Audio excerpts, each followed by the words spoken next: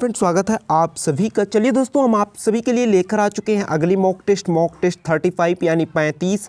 जैसा कि आप लोग जानते हो दोस्तों, रेगुलर बेसिस पर आप लोगों के लिए एक मॉक टेस्ट चलाई गई है जो आपके एग्जामिनेशन के दृष्टिकोण से काफ़ी ज़्यादा इम्पोर्टेंट रहता है। दोस्तों, आप लोग काफ़ी दिन से कह रहे थे कि बाईलैंग्वेज जो कि क्वेश्चंस लाइए, यानी दोनों भाषा में, इंग्लिश और हिंदी में दोनों भाषाओं में जो कि क्वेश्चंस कराइए। तो दोस्तों फाइनली हम आज से ये डिसाइड किए हैं कि आपको रेगुलर बेसिस पर दोनों लैंग्वेज में जो कि क्वेश्चंस प्रोवाइड किया जाएगा। दोस्तों, आप लोग पहला क्वेश्चंस देख पा रहे होंगे, आप लोग आसानी से इसका आंसर दे सकते होंगे। आपको कोई भी दिक्कत हो तो आप इंग्लिश से भी उसका सहारा ले सकते हो राइट आंसर्स बताने के लिए। दोस्तों, यहाँ पर आप लोग देखिएगा, 92वें संविधान संशोधन के साथ कितनी नई भाषाएं संविधान की 8वीं अनुसूची में जोड़ी गईं। आपको राइट आंसर्स बताना है। दोस्तों, आपका राइट आंसर्स, पहला राइट आंसर्स है 4। आपको बता दें, 52वें संविधान संशोधन एक्ट 2003 के द्वारा संविधान की 8वीं अनुसूची में संशोधन करके 4 भाषा जोड़ी गई थी। आपको बता दें, वो चारों भाषा थी, बोडो भाषा, डोगरी भाषा थी, संथाली भाषा थी और मैथिली भाषा थी। दोस्तों, उम्मीद करते हैं आपको यह क्वेश्चंस क्लियर हो गया होगा। अगले क्वेश्चंस की तरफ मूव करते हैं। हर एक क्वेश्चंस इंपॉर्टेंट है तो बहुत ध्यान से देखना। दोस्तों, निम्नलिखित नदियों में से कौन समुद्र में नहीं बहती, आपको बताना है। दोस्तों, इन चारों ऑप्शंस में से कौन सी एकमात्र नदी है जो किसी समुद्र से नहीं बहती, आपको बताना है राइट आंसर्स। दोस्तों, राइट आंसर्स आप सभी का आ गया होगा तीसरा, बनास। आपका राइट आंसर्स है तीसरा वाला ऑप्शन। बनास नदी राजस्थान के कुंभगढ़ के पास से निकलती है। दोस्तों, यह अरावली श्रेणी से होकर बहती है और चंबल नदी में मिल जाती है। अगर बात किया जाए ये गोदावरी नदी की, तो गोदावरी नदी बंगाल की खाड़ी से बहती है। अगर बात किया जाए नर्मदा नदी, तो नर्मदा जो कि खंभात की खाड़ी से होकर अरब सागर में गिरती है।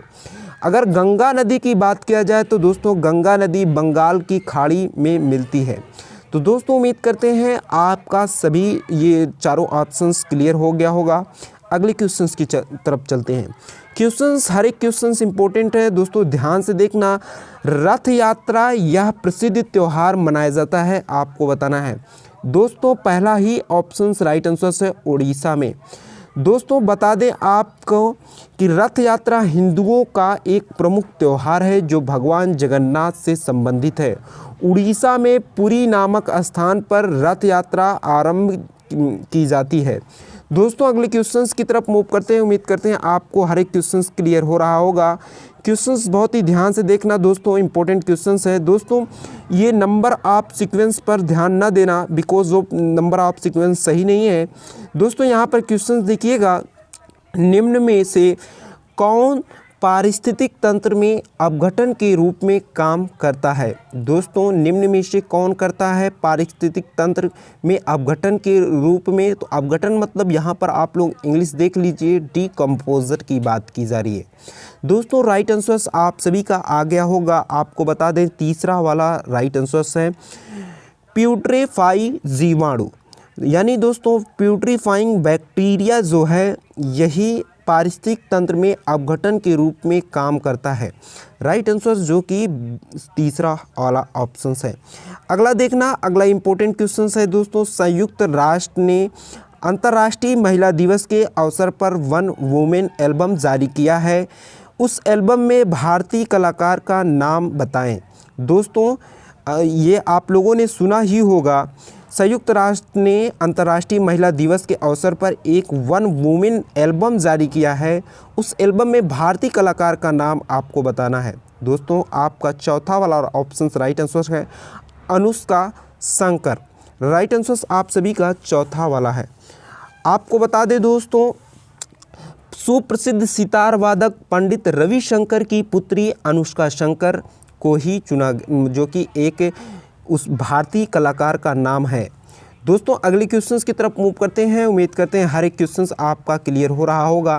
क्वेश्चंस क्लियर हो रहा है तो नीचे कमेंट बॉक्स में बताना और अपनी अच्छाई को प्रकट करना, लाइक बटन को प्रेस कर देना।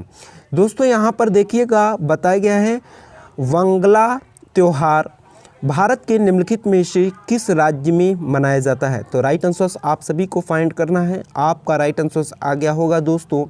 आपका राइट आंसर है चौथा वाला ऑप्शन मेघालय। आपको बता दें दोस्तों, बांग्ला, मेघालय, नागालैंड और असम में मनाए जाने वाला एक फसल उत्सव है। इसे दोस्तों द 100 ड्रम फेस्टिवल के नाम से भी जाना जाता है। यह गारो जनजाति द्वारा मनाया जाता है दोस्तों। और यह कब मनाया जाता है आपको बता दें, सितंबर से दिसंबर के महीने में मनाया जाने वाला एक त्यौहार है दोस्तों। उम्मीद करते हैं आपको क्लियर हो रहा होगा हर एक क्वेश्चंस। यहाँ पर देखना क्वेश्चंस है, एंटोमोलॉजी एक विज्ञान है जिसमें निम्नलिखित में से किसका अध्ययन किया जाता है? तो दोस्तों किसका अध्ययन किया जाता है? तीसरा वाला ऑप्शन इंसेक्ट यानी कीटों का आपका राइट आंसर है दोस्तों। एंटोमोलॉजी जीव विज्ञान की वह शाखा है जो कीट पतंगों का अध्ययन किया जाता है जिसमें। अगले क्वेश्चंस की तरफ मूव करते हैं। उम्मीद करते हैं हर एक क्वेश्चंस आपका क्लियर हो रहा होगा। निम्नलिखित में से कौन से देश की मुद्रा विरह है? राइट आंसर्स आप सभी को बताना है। उम्मीद करते हैं आपका राइट आंसर्स आ गया होगा बिकॉज ऑफ बहुत ही क्वेश्चंस इजी है। इथियोपिया। अगले क्वेश्चंस की तरफ मूव करते हैं। उम्मीद करते हैं आपको हर एक क्वेश्चंस क्लियर हो रहा होगा। क्वेश्चंस देखना, प्रोटोकॉल के अनुसार भारत में राष्ट्रपति के बाद दूसरा सर्वोच्च पद कौन सा है? प्रोटोकॉल के अनुसार आप सभी को बताना है दोस्तों। हर एक क्वेश्चन इंपॉर्टेंट है, बहुत ही ध्यान से समझ लेना। चौथा वाला ऑप्शन आप सभी का राइट आंसर है भारत का उपराष्ट्रपति।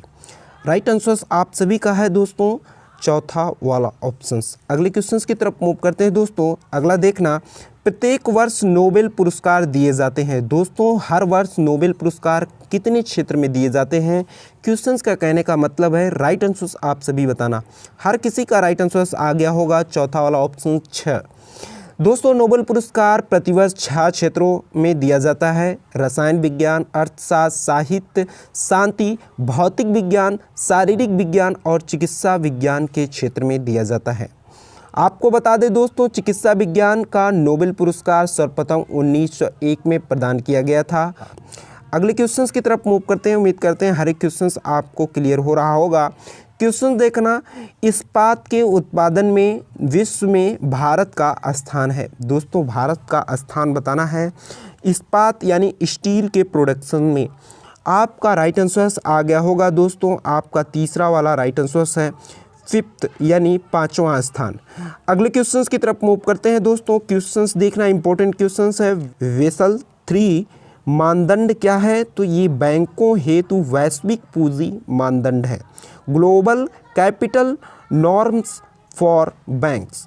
अगला क्वेश्चंस चलिए देखते हैं कौन सा क्वेश्चंस है। क्वेश्चंस बहुत ही ध्यान से देखना, इंपॉर्टेंट क्वेश्चंस है। राष्ट्रपति मुख्य चुनाव आयुक्त एवं चुनाव आयुक्तों की नियुक्ति करते हैं, उनका कार्यकाल होता है। तो दोस्तों कार्यकाल कितने वर्ष का होता है उनका? राइट आंसर आप सभी को बताना है। उम्मीद करते हैं हर किसी का राइट आंसर आएगा बिकॉज ऑफ क्वेश्चंस इजी है दोस्तों। राष्ट्रपति मुख्य चुनाव आयुक्त एवं चुनाव आयुक्तों की नियुक्ति करते हैं, उनका कार्यकाल होता है।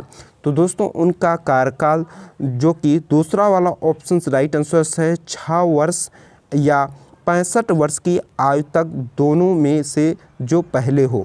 राइट आंसर आप सभी का दूसरा वाला ऑप्शंस।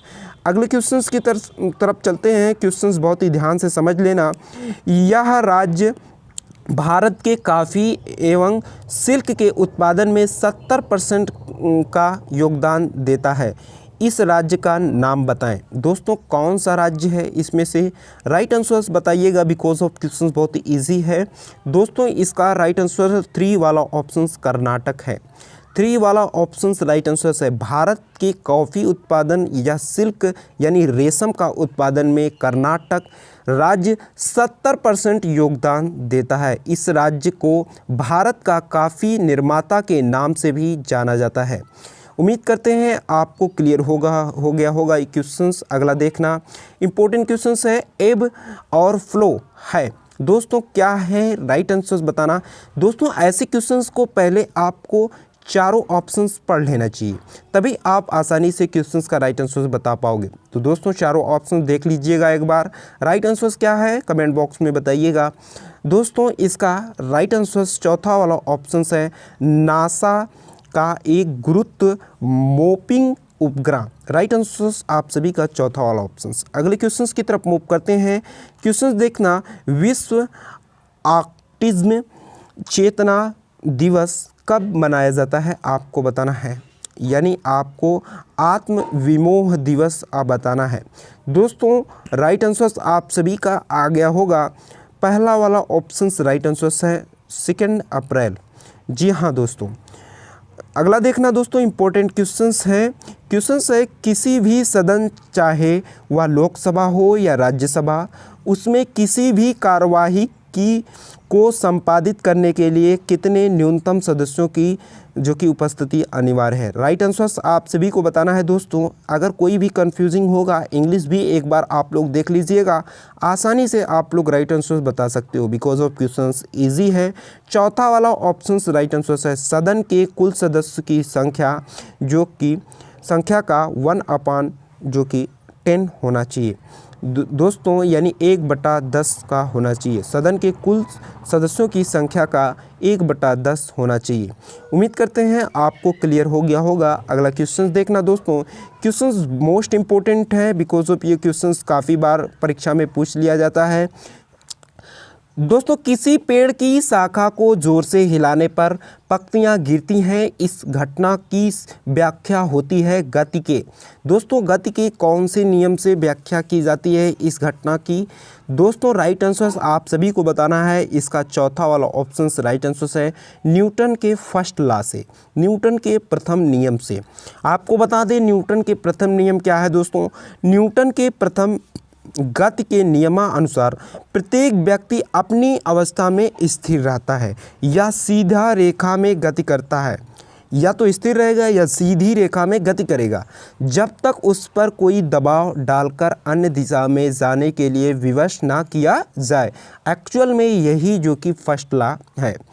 अगला देखना दोस्तों क्वेश्चन है, जब सिपाही गदर या द ग्रेट रिवोल्ट हुआ तो भारत के वायसराय कौन थे आपको बताना है। राइट आंसर आप सभी का आ गया होगा, बिकॉज ऑफ क्वेश्चन इजी है। फर्स्ट ऑप्शन राइट आंसर है लॉर्ड कैनिंग। जब सिपाही गदर या द ग्रेट रिवोल्ट हुआ तो भारत के वायसराय कौन थे, तो आपका फर्स्ट वाला option right answer Lord Canning. अगला क्वेश्चन देखना दोस्तों, वातावरण की वह परत जो पृथ्वी के सबसे करीब है। दोस्तों पृथ्वी के सबसे करीब कौन सा परत है वातावरण से, आपको बताना है। राइट आंसर आप सभी का आ गया होगा। राइट आंसर दोस्तों चौथा वाला ऑप्शन है क्षोभ मंडल। उम्मीद करते हैं आपको कोई भी प्रॉब्लम नहीं हुआ होगा, बिकॉज ऑफ ऐसे क्वेश्चंस हम लोग कर चुके हैं। क्वेश्चंस देखना, इनमें से कौन सी शाख के मूल्यांकन की संस्था है। राइट आंसर आप सभी का आ गया होगा, बिकॉज ऑफ क्वेश्चंस इजी है। क्वेश्चंस का राइट आंसर तीसरा वाला ऑप्शन है ICRA। राइट आंसर तीसरा वाला। जी हाँ दोस्तों तीसरा राइट आंसर था। अगला देखिएगा क्वेश्चन है, प्रकाश संश्लेषण के दौरान कौन सी गैस निकलती है। दोस्तों प्रकाश संश्लेषण के दौरान कौन सी गैस निकलती हैं, चुटकियों में आपका राइट आंसर आ गया होगा ऑक्सीजन। तीसरा वाला ऑप्शन राइट था। कन्नौज के उस शासक का नाम बताइए जिसकी पुत्री संयोगिता का पृथ्वीराज चौहान ने उसके स्वयंवर से अपहरण कर लिया था। राइट आंसर आप सभी का आ गया होगा, because of questions most important है, आपको मालूम होगा। दोस्तों चौथा वाला option Jayachandra. Jayachandra is the right answer for this question. Questions right answer था चौथा। अगला देखना, दिल के दौरे का कारण होता है। दिल के दौरे का कारण क्या होता है दोस्तों। राइट आंसर आप सभी का आ गया होगा।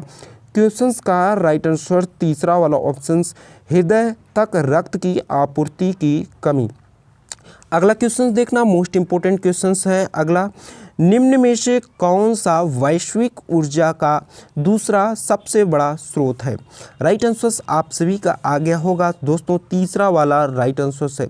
उम्मीद करते हैं आपको क्लियर हो गया होगा। तीसरा राइट आंसर है नवीकरणीय ऊर्जा। नवीकरणीय ऊर्जा इज़ द राइट आंसर है। अगला देखना, निम्न में से कौन सा एक परमाणु के नाभिक में शामिल होता है?